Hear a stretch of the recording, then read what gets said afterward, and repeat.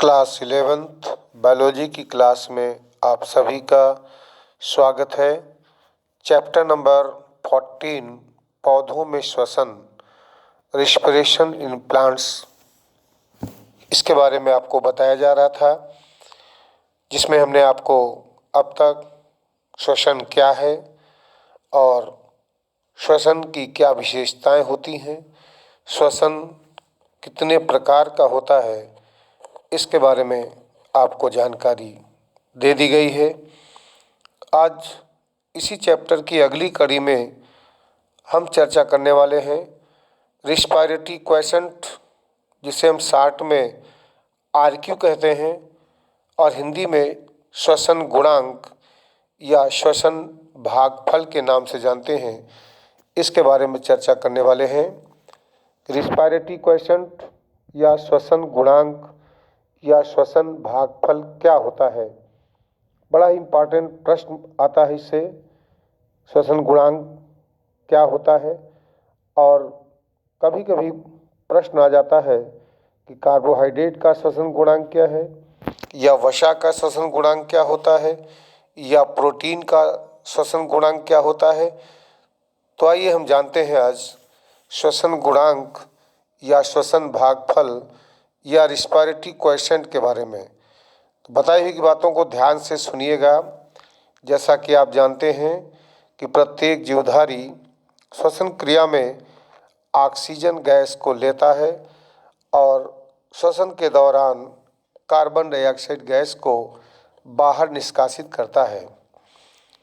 श्वसन क्रिया में एक निश्चित समय में मानक ताप तथा दाब पर निष्कासित की हुई कार्बन डाइऑक्साइड के आयतन और ग्रहण की जाने वाली ऑक्सीजन के आयतन के अनुपात को श्वसन गुणांक या श्वसनीय अनुपात या रिस्पायरेटरी क्वेशंट, शॉर्ट फॉर्म में आरक्यू, या गैसीय विनिमय अनुपात रिस्पायरेटरी एक्सचेंज रेशियो के नाम से जाना जाता है।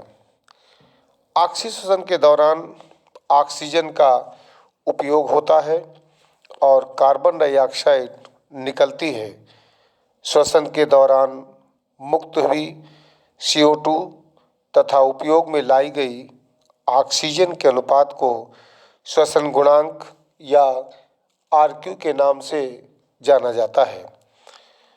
श्वसन के दौरान मुक्त हुई CO2 और उपयोग में लाई गई ऑक्सीजन के अनुपात को रिस्पायरेटरी क्वेशंट कहते हैं और एक निश्चित ताप तथा दाब पर श्वसन क्रिया में निष्कासित CO2 के आयतन और अवशोषित ऑक्सीजन के अनुपात को श्वसन भागफल या श्वसन गुणांक या रिस्पायरेटरी क्वेशंट कहा जाता है। इसको हम एक फार्मूले द्वारा भी प्रदर्शित कर सकते हैं। आरक्यू यानी रिस्पायरेटरी क्वेशंट अर्थात श्वसन गुणांक इक्वल टू होता है कार्बन डाइऑक्साइड उत्पादन की दर means rate of CO2 output, यानी मुक्त हुई कार्बन डाइऑक्साइड और उपयोग में लाई गई ऑक्सीजन अपान उपयोग में लाई गई ऑक्सीजन या ऑक्सीजन की प्रयोग दर। इस तरह से हम श्वसन गुणांक को कह सकते हैं मुक्त हुई कार्बन डाइऑक्साइड का आयतन अपान उपयोग में प्रयुक्त की गई ऑक्सीजन का आयतन। अब हम अलग अलग सब्सट्रेट का श्वसन गुणांक जानने का प्रयास करेंगे कि जैसे कार्बोहाइड्रेट सबसे पहले है। कार्बोहाइड्रेट का आरक्यू क्या होगा, रिस्पायरेटरी क्वेशंट क्या होगा। जैसा कि आप जानते हैं, जब कार्बोहाइड्रेट सब्सट्रेट यानी क्रियाधार के रूप में पूर्ण ऑक्सीकृत हो जाते हैं तो श्वसन गुणांक 1 होगा, क्योंकि समान मात्रा में कार्बन डाइऑक्साइड और ऑक्सीजन क्रमशः मुक्त होते हैं और उपयोग में लाए जाते हैं। जैसा कि आप समीकरण से स्पष्ट रूप से देख सकते हैं। समीकरण है C6H12O6 + 6O2 = 6CO2 + 12H2O। यहाँ पर आप देखिएगा मुक्त भी कार्बन डाइऑक्साइड का आयतन है 6 और प्रयोग में लाई गई ऑक्सीजन का भी आयतन है 6। तो 6/6 अर्थात 6CO2/6O2 = 1 या इकाई यूनिट अर्थात कार्बोहाइड्रेट का RQ का मान 1 होता है। इसी प्रकार से वसा के RQ की बात कर लें, फैट का RQ क्या होता है। जब श्वसन आधार के रूप में वसा युक्त पदार्थ प्रयुक्त होते हैं जैसे तिलहन आदि, तब इसका श्वसन गुणांक 1 से कम होता है, क्योंकि निष्कासित कार्बन डाइऑक्साइड की मात्रा अवशोषित या ग्रहण की गई ऑक्सीजन की मात्रा से कम होती है। जब वसा अम्ल ट्राइपॉमिटिन के रूप में प्रयुक्त होता है तब इसकी गणना को हम इस प्रकार से कर सकते हैं। गणना में आप इक्वेशन को देख सकते हैं, C51H98O6 2 multiplied by 2 plus 145 oxygen = 102 यानी 102 CO2 plus 98 H2O plus energy. यहाँ पर आप RQ या रिस्पायरेटरी क्वेश्चन निकालना चाहेंगे तो यहाँ पर मुक्त भी कार्बन डाइऑक्साइड का अनुपात अपान ऑक्सीजन, उपयोग में प्रयुक्त की गई ऑक्सीजन का आयतन। तो देखेंगे कार्बन डाइऑक्साइड इक्वेशन से स्पष्ट है कि यहाँ पर जो कार्बन डाइऑक्साइड की मात्रा है वो है 102 और जो ऑक्सीजन उपयोग में लाई गई है उसकी मात्रा 145। तो 102 को हम जब 145 से डिवाइड करते हैं तो इसका मान 0.7 अर्थात इकाई से कम होता है। इस प्रकार से वसा का जो RQ है वह 0.7 होगा। बड़ी आसानी से आप RQ का मान निकाल सकते हैं, लेकिन इसके लिए आवश्यक होता है कि उसका रेस्पिरेटरी इक्वेशन क्या होगा। इक्वेशन बैलेंस होनी चाहिए जिसमें कार्बन डाइऑक्साइड और ऑक्सीजन के अणुओं की संख्या सही लिखी हो, उसी का रेशियो निकाल लेना होता है। अब बात करते हैं प्रोटीन के RQ की। प्रोटीन का RQ क्या होगा। तो जब प्रोटीन युक्त पदार्थ श्वसनीय क्रियाधार के रूप में प्रयुक्त होते हैं तब इसका अनुपात 1 से कम अर्थात 0.8 से 0.9 के बीच लगभग आता है। जैसा कि आप जानते हैं कि दालें प्रमुख रूप से प्रोटीन होती हैं या एल्बुमिन प्रोटीन होता है जिसका फार्मूला C17H112N18NO225। इसका भी RQ आप निकाल सकते हैं। या हम एक दूसरा उदाहरण भी लेकर के भी प्रोटीन के RQ की वैल्यू को निकाल सकते हैं। इसमें आपको निकालने के लिए कहा गया है कि इसका इक्वेशन आप स्वयं सॉल्व करें और निकाल करके बतावें, तो आप इसको खुद स्वयं में सॉल्व कर सकते हैं। प्रोटीन जो एल्बुमिन प्रोटीन है, इसके अलावा अगर आप चाहें तो और कोई भी एग्जाम्पल ले सकते हैं। उसके बाद आता है कार्बनिक अम्ल का RQ कितना होगा। बहुत सारे कार्बनिक अम्ल होते हैं, तो कार्बनिक अम्ल का भी RQ निकाला जा सकता है, रिस्पिरेटरी क्वेश्चन को निकाला जा सकता है। जैसा कि आप देखते हैं